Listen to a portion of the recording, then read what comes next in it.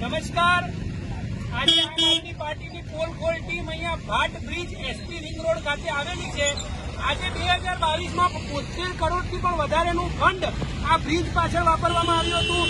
ઓડાનું budget 2200 કરોડથી પણ વધારે છે. તેમ છતાં ગુજરાતની જનતાને શું મળ્યું? તો આ તૂટેલા રસ્તા, સળિયા દેખાઈ રહ્યા છે. ગંભીરા બ્રિજ અને મોરબી બ્રિજ દુર્ઘટના જેવી બ્રિજ દુર્ઘટના થાય એની સરકાર શું રાહ જોઈ રહી છે?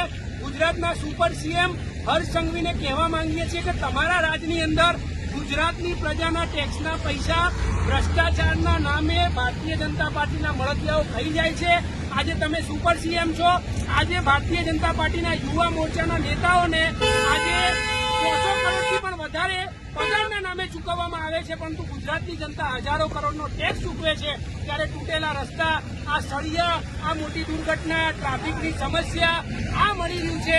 ત્યારે આજે સુપર સીએમને વિનંતી કરીએ છીએ કે આનું નિવારણ તાત્કાલિક ધોરણે કરવામાં આવે. મારી સાથે યુવરાજસિંહ જાડેજા ઉપસ્થિત છે, એ પણ પોતાની વાત રાખશે.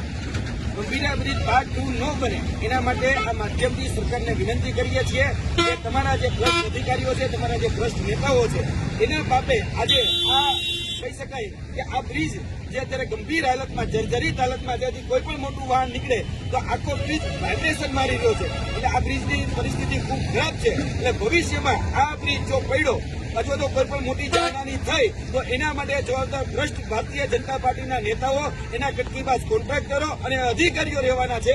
કેમ કે આ દુર્ઘટના એ માનવ સર્જિત દુર્ઘટના કહેવામાં આવશે અને કુદરતી દુર્ઘટના કહેવામાં નહીં આવે તો મોટી જાનહાની ટળે. એના માટે આ પોલખોલ ટીમ આજે તમારી પાસે વિનંતી કરી રહી છે કે તાત્કાલિક ધોરણે આ બાબતનું નિરાકરણ લાવવામાં આવે અને આ બ્રિજ જે છે એનું ફરી વખત સમારકામ કરવામાં આવે.